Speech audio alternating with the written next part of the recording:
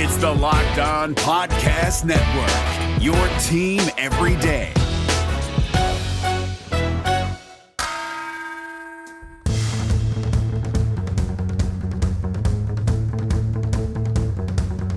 You are Locked On Pelicans, your daily New Orleans Pelicans podcast.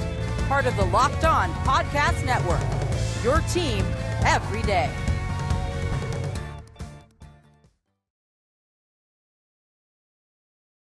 Welcome to Pelicans, the daily podcast covering your favorite team, the New Orleans Pelicans and NBA as a whole, part of the Locked On Podcast Network, your team every day, available wherever you get your podcasts.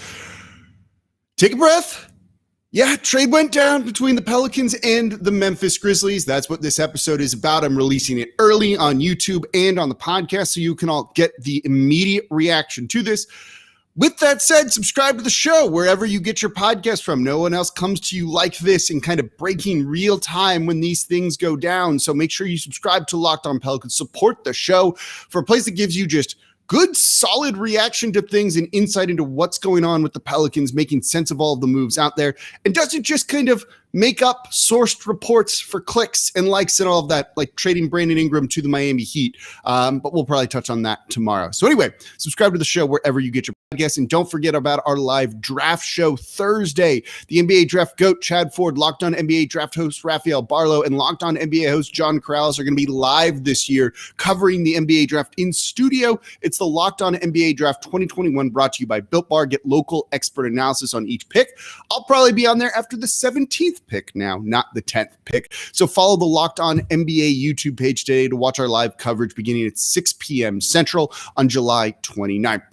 So the trade, Woj broke it, the first kind of domino to fall in the lead up to the draft and free agency, going out to the Memphis Grizzlies, picks 10 and 40 in this year's draft, and a future Lakers first 2022, which is now top 10 protected. So if it lands in the top 10, Pelicans keep it. If it doesn't, it goes to the Memphis Grizzlies. But most importantly, Eric Bledsoe and Steven Adams. We had heard framework about this deal potentially being 10 and Bledsoe going to the Memphis Grizzlies. We talked about it in yesterday's show. It's 10 and Eric Bledsoe and Steven Adams. Coming to New Orleans, though, is a couple of unexpected pieces. 17, which we kind of expected. 51 in the second round, so they swapped some picks there. No big deal. And then kind of is Jonas Valančiūnas, New Orleans. We'll get into him and his fit in New Orleans in the third segment because I actually like him as a player a lot, and I do think New Orleans is getting the best player in this trade. We're going to save that for the third segment because this trade isn't really about players or picks. It's about creating cap space for New Orleans. And with this deal, the Pelicans can potentially create up to $36 million in cap space to spend in free agency using the trade market in a variety of ways. That's going to come up next in the second segment. What might they be looking to do? Because you don't make a trade like this unless you have a specific goal in mind. We're going to look at the names and the players and kind of all that goes into this coming up here next on Locked On Pelicans. But we still want to focus on the actual, nuts and bolts of the trade here. So the Pelicans did give up assets in this deal to undo mistakes from last year. David Griffin had some big mistakes and some big. Stan Van Gundy, gone less than a year. Trading for Steven Adams and giving him an extension, undone, traded from here. Eric Bledsoe, which I don't know because who saw that coming with how bad he was, but that's fixed, gone, moving on from all of those.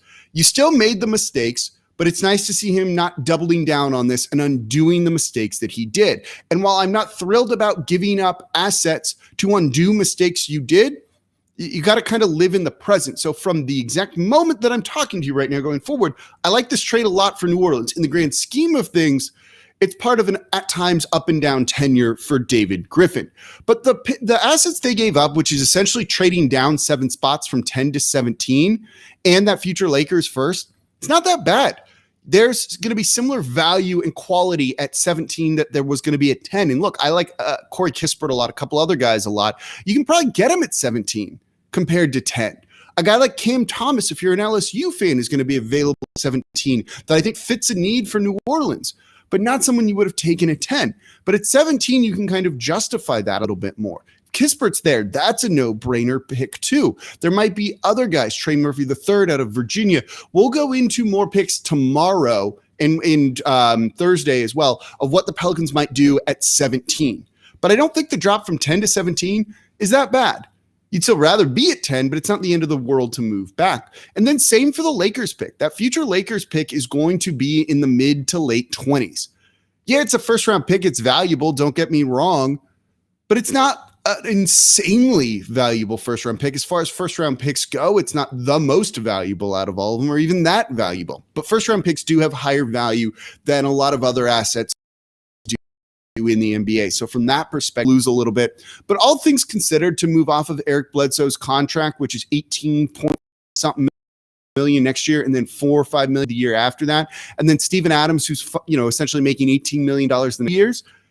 All things considered, dropping 7 spots and only losing a future Lakers first, not that bad. And I liked this deal. And look, I get why Memphis did this too. They're taking on a lot of non-shooters and a lot of salary, but they clearly have someone at 10, and they're going out and getting that player. Probably Josh Giddey of Australia. He's been, or New Zealand, sorry. He's been very good they've been very good at drafting. And they're a small market that isn't going to get big names in free. And they've hit on a lot of draft picks they've had.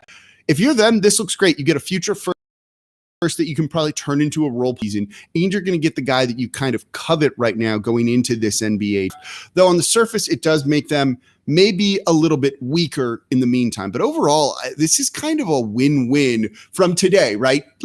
We don't need to think too much about the old stuff that David Griffin is undoing. But from today going forward, there's kind of a win-win for both teams. And I like this trade for both sides. It also, though, is going to matter in how we judge this trade, what the Pelicans do next with the cap space, because you don't just make this move to just say, cool, we don't have to pay those guys.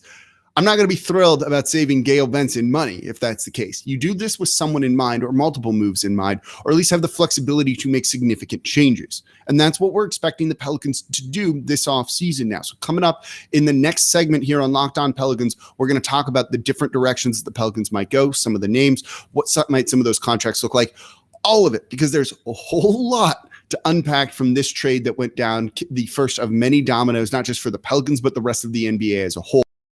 So we'll get into that coming up next, and then talk about Valančiūnas and what he brings to the team and why I like him as a player a whole lot too. But before we get to that, today's episode of Locked On Pelicans is brought to you by RockAuto.com.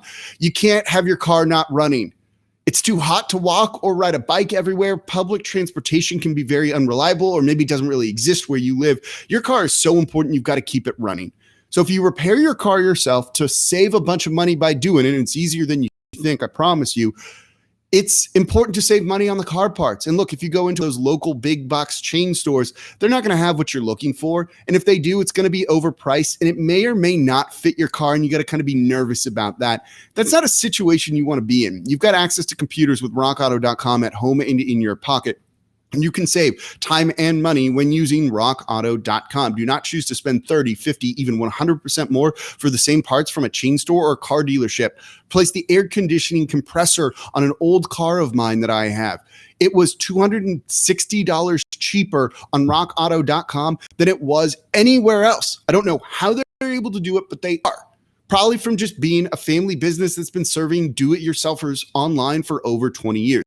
The prices are reliably low for every customer. So whether you brake parts, tail lamps, new carpet, just cheap things like motor oil, windshield washer fluid, coolant from your car, get it all at rockauto.com, where it's going to be pretty much cheaper than anywhere else. Or their easy to use website today to find the solution to your auto parts needs. I use them for all 3 of the cars that I maintain here. So go to rockauto.com right now and see all the parts available for your car or truck. Right, Locked On in there. How did you hear about us box, so they know we sent you. Amazing selection, reliably low prices, all the parts your car will ever need. rockauto.com.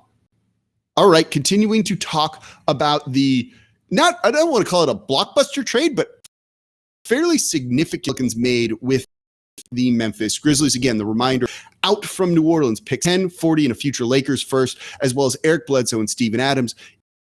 Incoming to New Orleans, pick 17, 1, and Jonas Valančiūnas from the Memphis Grizzlies. As I said before, and if you watch the quick little Locked On Now that's on Twitter, the reason the Pelicans made this move is not about the picks. it's not even really that much about the players. It's about clearing cap space and having the flexibility to remake this roster in one offseason to put a winner around Zion Williamson and Brandon Ingram. And I say and Brandon Ingram because I'm not expecting he's going to be leaving the team despite what people on Twitter might be telling you. That's going to be in tomorrow's show. But what they do with this cap space is equally important. And on the surface of this, by clearing up to $36 million in cap space, the Pelicans look to be making a run at somebody.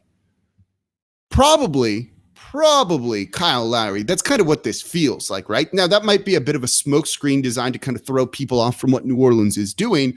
But given that they're a smaller market, they're not a winning team. If they want Kyle Lowry, they're going to need to pay probably $30+ million to get that done. At the very least, likely higher than that if they want to bring him here or pay for a guy of his caliber, even at his more advanced age, even though he's like my age. So to bring in a guy like Kyle Lowry, you needed to make this move, and it kind of telegraphs that they have just about enough to, give Kyle Lowry kind of exactly what he would want. They have room to overpay him to make sure they get him from other teams.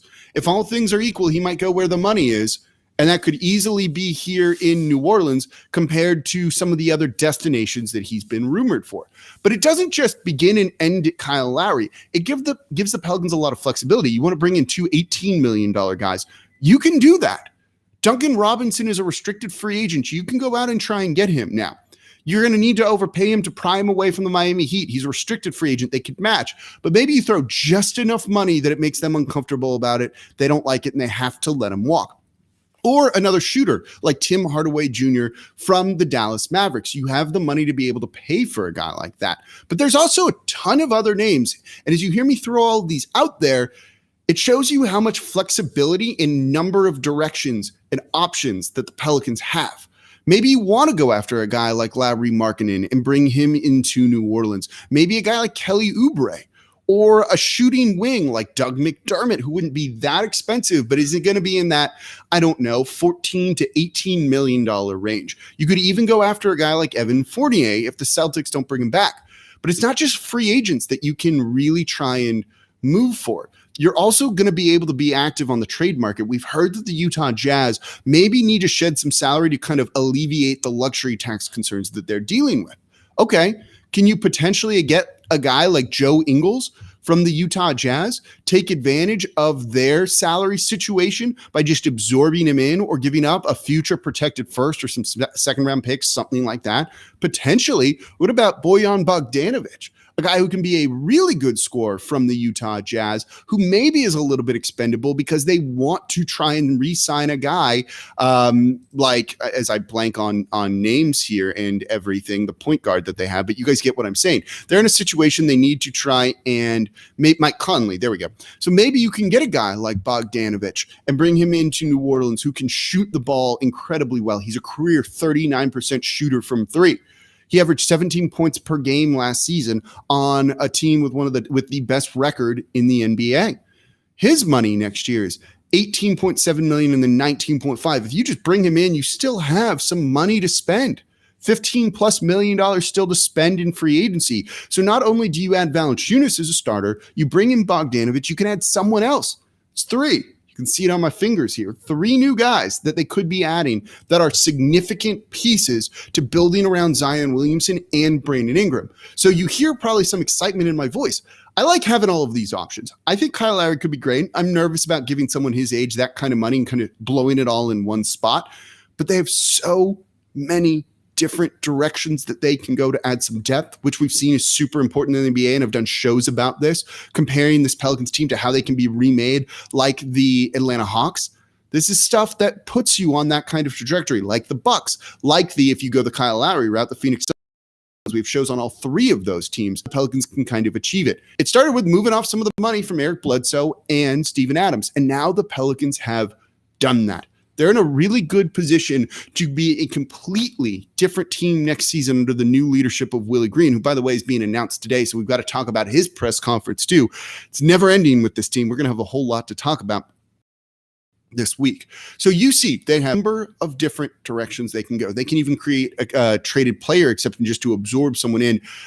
One thing to note when it comes to this deal with all of that and all of the moving pieces, This will likely not be officially finalized until at the earliest, August 6th. It might take some time to kind of figure out the free agency of Lonzo Ball, because to clear that $36 million in cap space, they need to renounce his rights. They might not want to do that right away. So this deal might not get finalized till deeper into August, but it'll be the Pelicans picking 10th in the draft day, but really they're picking for the Memphis Grizzlies, same when it comes to the 17th pick, and then the other second round picks, and so on and so forth. So that's just kind of some of the technicality part when it comes to it. But there's going to be a lot of more moving parts with this. It sounds like Eric Bledsoe is not going to be playing a minute for the Memphis Grizzlies. We'll see. It's going to be an interesting offseason for New Orleans. It already was going to be, but now you really start to see it kind of clarify in the options. It's like the multiverse here, right? Who knows who's going to come out on top and which timeline is going to end up prevailing. But we're going to find out, because the Pelicans clearly have someone in mind with this, or a couple of different moves in mind, and they're going to be really aggressive when it comes to free agency, the trade market, and it basically started today. So coming up, let's talk about Jonas Valančiūnas.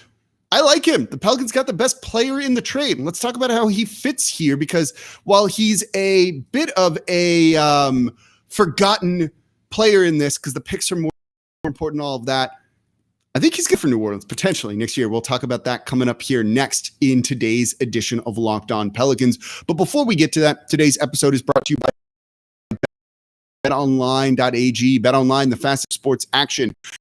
Baseball season in full swing. It's like the main going on right now, plus the Olympics. And if you want to make those more interesting, you can track all of the action over at BetOnline AG. Plus, if you just need one stop shop for news out there, it's a great place to see all the odds, latest news. They have fun contests to build your bankroll up even more. You're a smart sports person. Go make some money off of that knowledge you have. You don't want to sit on the sidelines anymore. Make all of the games, the draft, free agency, all of that a whole lot more interesting over at betonline.ag. So head to the website on your mobile device to sign up today and give a 50% welcome bonus on your first deposit when you use promo code Locked On. It's free money right there. It's already like you've won a bet. Take advantage of this over at betonline.ag using promo code Locked On. BetOnline, your online sportsbook experts.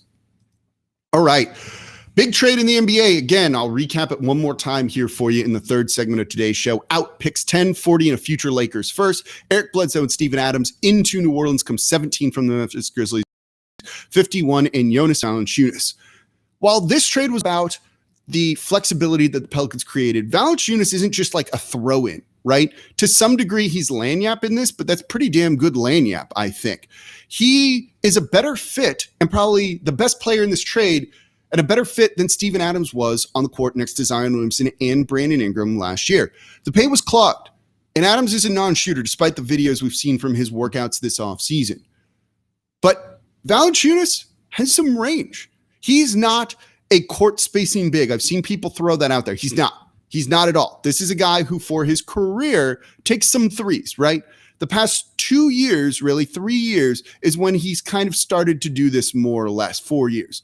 In the past 4 seasons, he's averaging basically about 1.2 threes per game.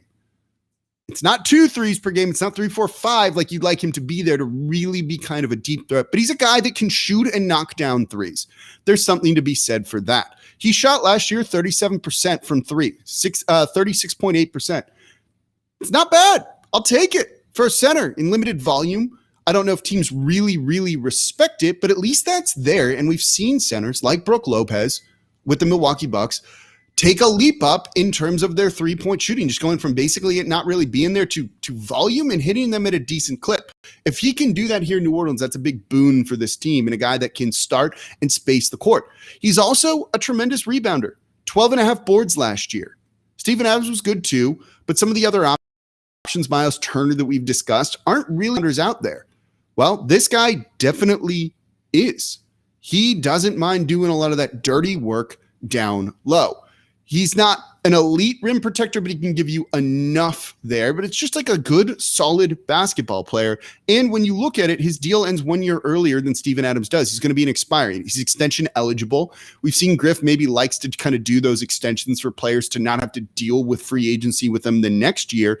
So it's something to kind of keep an eye on. But at $14 million this year expiring, it's not bad. And if you needed to trade him, he probably has more value around the league, particularly being an expiring contract and a useful player. I think that's pretty good. He also led the league last year in second chance points, and he's burned the Pels a couple of times. One of those dudes that like you hate to play against. The biggest thing is he's a lights out scorer and shooter at the very least, not, at a high level, but he's really good inside the paint when it comes to trying to score. His field goal percentage by distance within 3 feet of the basket, so basically in the restricted area for his career, 66.6%, the number of the beast right there. That's kind of cool. Very metal from Jonas here. For his career, 66.7%. Sorry, no, that's not correct. That's just with the past couple of seasons. For his career, where's the number? 67.8%. He shot 69% at the rim basically last season. Last year, from 3 to 10 feet, 53.6%. So that's kind of like floater territory, right?